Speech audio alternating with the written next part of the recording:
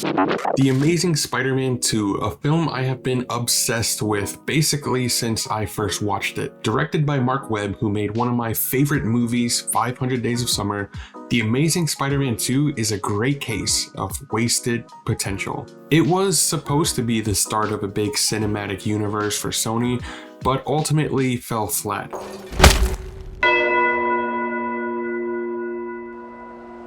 And Sony, to this day, is still picking up the pieces. The film ended up making a ton of money, but was also brought down by a plague of issues, namely a lot of the creative decisions made by the studio, which resulted in this very brief run for the character before Spider-Man was eventually brought into the MCU.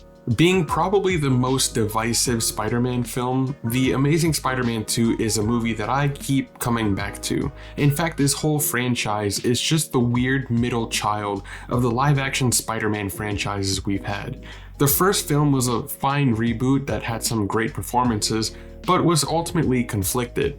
On the one hand, you had this interesting film about a young man learning and accepting the responsibility of becoming Spider-Man, reflecting his growth into accepting the responsibility of adulthood.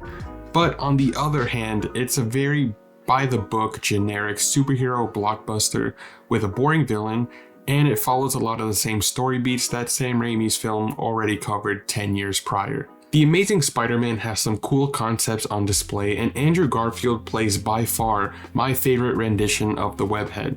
The main problem with The Amazing Spider-Man is that it's a film with so much potential hidden beneath the surface, but that potential is squandered by a watered-down, mediocre execution. This brings us to The Amazing Spider-Man 2. It's not my favorite Spider-Man movie, but it's definitely the one I've rewatched the most. I've had quite the journey with this film since I first saw it back in 2014. Leading up to its release, I was very much on the hype train. While the first film wasn't anything amazing, it still left quite an impression on me as a kid. I was fascinated by this more realistic take on the Spider-Man character, and leading up to a sequel, literally anything was possible. With the constant teases for the Sinister Six and a larger story in all the trailers, I absolutely could not wait. It felt like this was going to be the definitive Spider-Man film, and at the time, it was for me. As the years passed, I started to sour on it a bit, but now I like it again, I think. I don't know. It's complicated. The Amazing Spider-Man 2 is interesting. Part of me absolutely loves the film, and the things it gets right are some of my favorite aspects in any Spider-Man movie. But on the other hand, there's so much about the film that brings it down. A lot of it boils down to a problem I have with a lot of big franchises nowadays. So many people on the internet have already talked about this movie, bashing it, tearing it apart. But as a huge Spider-Man fan myself, I kind of want my turn to talk about it, because this is a movie that I somehow absolutely love and hate at the same time.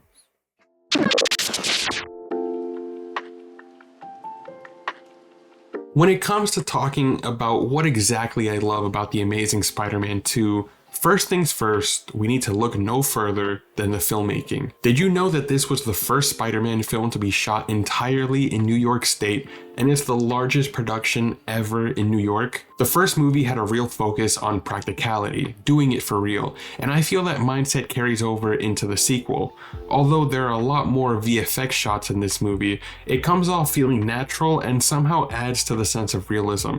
For example, with all the digital scenes in the movie, such as Peter swinging through New York, a virtual camera was used to get that sense of movement and shakiness as if somebody was really holding a camera. Many shots of Spider-Man that you wouldn't even expect use a digidouble. I mean, come on, VFX artists don't nearly get enough of the credit that they deserve. The amount of time that goes into every detail, mocap, locations, lighting the locations, does it flow well with what was shot on location? I think we can all agree that no matter how you feel about The Amazing Spider-Man 2, the CGI and the detail is simply unmatched. I'd even go as far as saying The Amazing Spider-Man 2 is one of the best looking comic book films of all time. I felt that the first film had some pretty good overall framing and cinematography, but the colors just didn't pop. It feels so dull and desaturated most of the time. In this film, the colors pop. It brings everything to life. Spider-Man always stands out in each frame he's in. Even the digital lighting and action sequences look so crisp and dynamic. Mark Webb and his team really made each set and each character come to life and stand out in their own unique way during the big moments. Another great aspect of this is the costumes. The Spider-Man costume for this film is perfect. It is genuinely perfect. The wide eyes on the mask, the texture looks clean, the design is slick. Doing away with the over-designed look of the previous costume, it is instantly recognizable and it's simple. Again, the CGI really brings everything together in this movie, making the suit fold and wrinkle on itself, the cloth flows in the wind as Peter swings across the sky. Green Goblin, well, he doesn't look great, but the costume design itself is so intricate and detailed. It's over-designed, but in a way that makes sense. It's a prototype suit, almost like a computer or a controller without the casing, so all the wires and structures stick out. I'm not a fan of the character design, but he was crafted and brought to life expertly. Mark Webb and the production crew and every single person that helped bring this film to life did so expertly and with a care and passion for the project worn on their sleeve. Of course, you can't talk about care and passion for Spider-Man without talking about the main man himself, Andrew Garfield. Tobey Maguire and Tom Holland are great Spider-Men, and they very much fit within the movie universes that they reside in. However, for me, Andrew Garfield has always been the perfect casting choice for Spider-Man. Not only can he act his ass off, but he truly has a love for the character like no other. He understands what the character embodies and what it means for him to wear the mask. When you first wear it, it's like, oh, okay, here we are. I better savor this moment. And it is a surreal thing when you see yourself embodying something that's meant so much to you.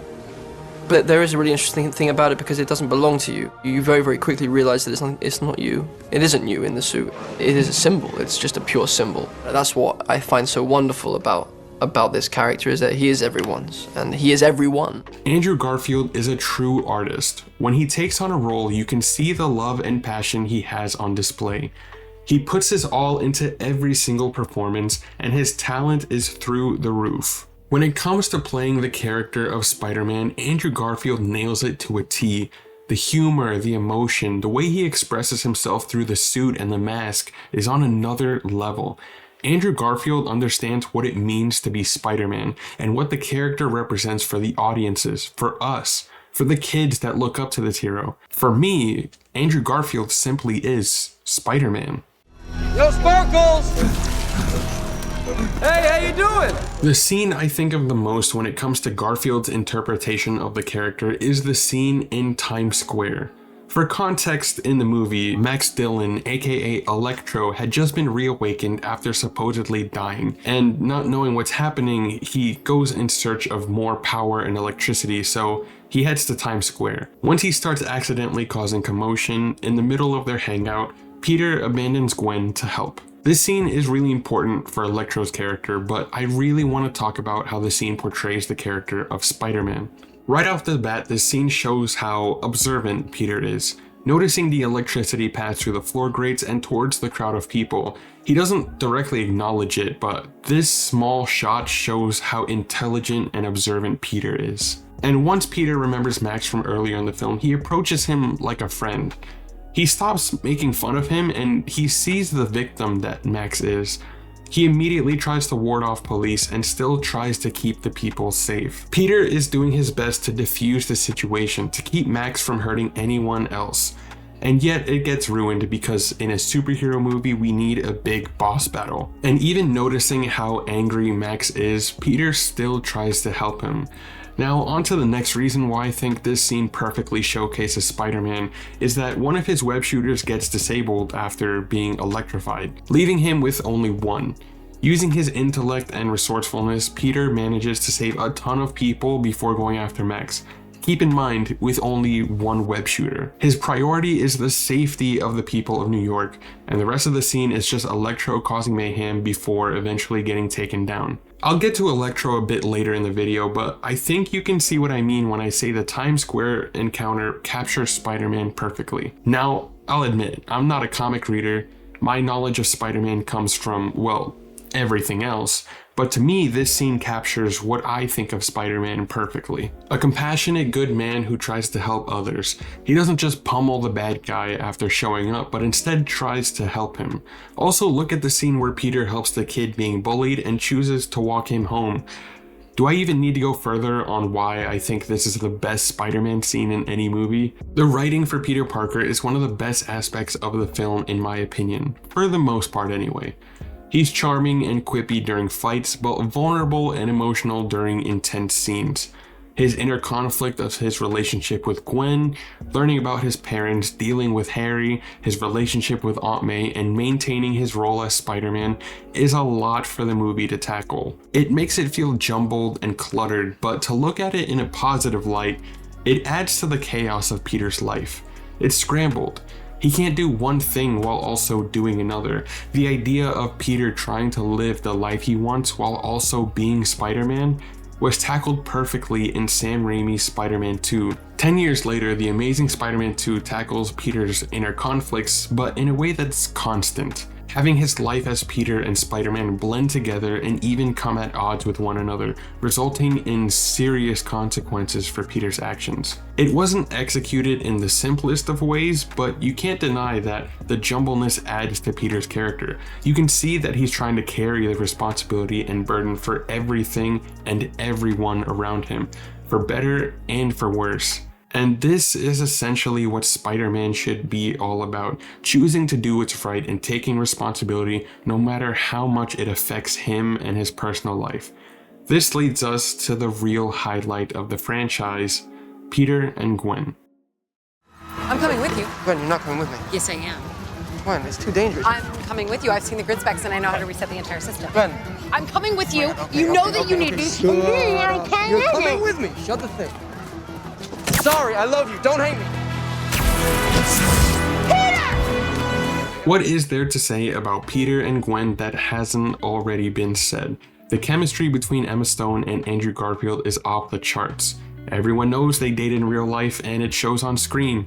But what really makes the relationship work between the two characters is that they feel like real people. The first Amazing Spider-Man film was about making the world of Spider-Man feel real, all the way down to the characters. So it was important not only for the film to discover Peter, but also Gwen, to make us understand why these two characters would fall for each other. In the second film, this dynamic is expanded upon. Keeping with the theme of consequences, the film shows us how Peter's life as Spider-Man takes a toll on his relationship with Gwen. Right from the beginning, he misses her graduation speech, and that nagging, haunting memory of her father warning him to leave Gwen out of it. Gwen is the sole connection between Peter and Spider-Man. The film also attempts to do this with Harry, which makes sense considering he's supposedly Peter's best friend, but, well...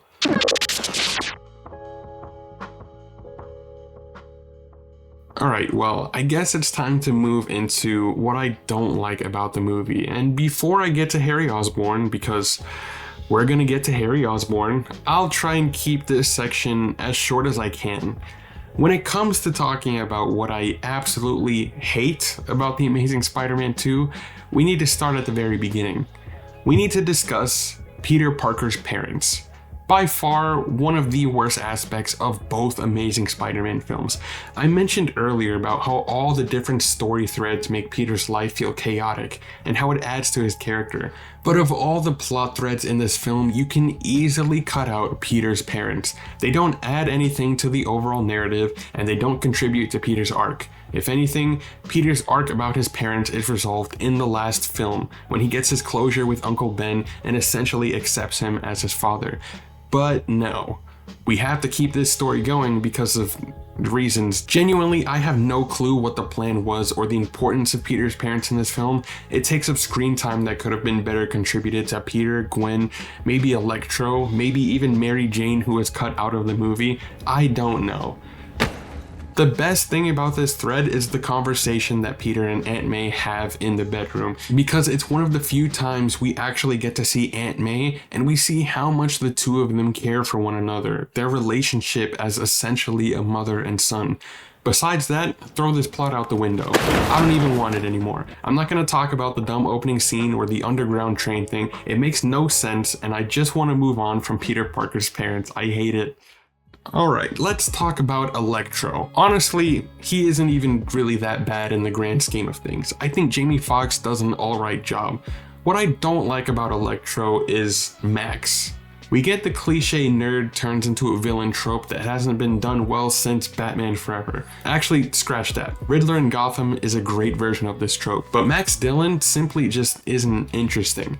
The Times Square scene I talked about at length is Electro's best scene simply because the transition we witness of Max Dillon officially becoming Electro is done really well, and Jamie Foxx's performance is genuinely great in this scene. It's just that the character is boring in every other part. Aside from the one good scene, the cliche backstory, what's disappointing is that from start to finish, Electro is essentially just a villain of the week. No interesting arc, no real stake in the story.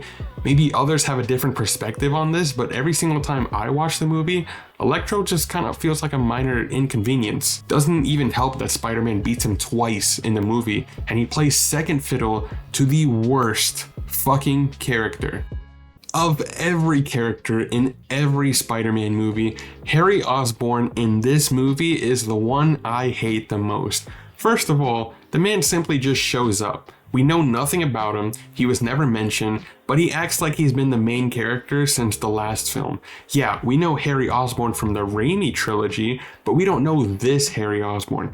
He just appears, and very shortly we get a scene of him and Peter being like, hey, remember how we're such good friends? Now the audience is really going to care about you. And Harry gets so much screen time. He gets diagnosed with this mysterious disease called the Osborn curse. Yeah, okay. And we're just supposed to care? His story interferes with Peter's, and we have to keep going out of our way to see whatever Harry is up to at any time. At this point, take Electro out of the movie and just focus on Harry. Maybe take some time to, I don't know, make him interesting. The movie is supposed to make us like him so that it's eventually heartbreaking when he does become the Green Goblin. Look, Peter and Gwen don't even know how to react. Okay. I'm just ranting at this point, but what is the real reason? What is a valid point of not liking Harry Osborn? The character doesn't feel grounded. I get it. He's the rich kid who grew up lavishly while also having daddy issues. He's not really meant to be as exactly down to earth as Peter is. But the film mostly uses Harry as a way of dumping exposition and moving the plot forward rather than exploring him as a character. Aside from the one scene mentioned earlier, the film is not interested in exploring Harry Osborn as a person. It's so caught up in trying to get from point A to point B that the film forgets to invest the audience. In fact, I know a perfect example of a similar character done way better. Dr. Otto Octavius in Marvel's Spider-Man. For those who haven't played the game, which I don't know who hasn't at this point, in this storyline, Otto is a scientist trying to revolutionize and work on prosthetics to help those who may need them. It's just him and Peter working in a rundown science lab with little to no money. He was one of the founders of Oscorp, but left after a serious incident got people killed and a major disagreement with Norman Osborn. So in exchange, he got a settlement and relied on city grants ever since. While Oscorp is vibing and thriving, Otto is struggling to get his work off the ground, and he's in a hurry because he's suffering from A degenerative neurological disorder. The worst part is, it only affects the muscles. The mind continues to work, but it can no longer do. And we sympathize with him. He's a great man, a friend, and a mentor to Peter Parker. Their relationship is genuinely interesting and heartfelt because the game goes out of its way to show us their friendship and not just their work. We care about Otto, so that when this actually happens, it's all the more heartbreaking. We as an audience know the Spider-Man characters, and we all knew at some point he was going to become Doc Ock. But the game isn't trying to subvert your expectations, but rather keep you emotionally invested so that you as an audience member don't want him to become Doc Ock. Harry Osborn is not even given close to the same treatment in The Amazing Spider-Man 2. In fact, he has one sole purpose in the movie, and it is to kill Gwen Stacy. So yeah, I hate Harry Osborn because he takes away from the overall film. Yeah, Electro is a villain of the week, but I would have rather kept him around than adding Harry into the film. There's a way you could have had a story focus on Peter and Gwen and made an interesting arc for Electro. In fact, Harry might have been included, just don't rush into all the Green Goblin stuff right away. What made Harry so interesting in the Raimi films was that his story and relationship was built up over the course of 3 movies. We've been following them from the beginning, and we watched as Harry grew more angry and bitter. So when this happened, we felt it. The overabundance of plots and characters really was the downfall of The Amazing Spider-Man 2 and actively took away from the story. Sony's focus on wanting to build a cinematic universe over telling a good Spider-Man story led to a lot of half-baked arcs, unresolved plot threads, and the inclusion of characters that don't belong. Do you remember Black Cat being in this movie? Yeah, I bet you didn't. These companies hire creators and directors to put their own unique spin on these characters and stories, but then ultimately these artists end up having to take a back seat so their film fits within the guidelines of whatever franchise they're contributing to, or so that more studios can squeeze the money out from it. It's infuriating. When you let filmmakers who are passionate about these worlds and characters and do what they're good at, we get films like The Batman, Deadpool, Spider-Man 2, Guardians of the Galaxy. But no, studios think we should get more films like Suicide Squad. Maybe I do hate this movie. I don't know. If I'm being completely honest, I still do not know where I stand on the film. On some days I enjoy watching it, seeing Spider-Man do his Spider-Man things and live his life. But then I have days where I don't really like the movie. My experience with the Amazing Spider-Man franchise is one problem that I'll never get over. I really think that in the end, this is a franchise that had potential and ultimately didn't get to fulfill that potential. You know, for all its flaws, it could have been a lot worse. It could have been Venom.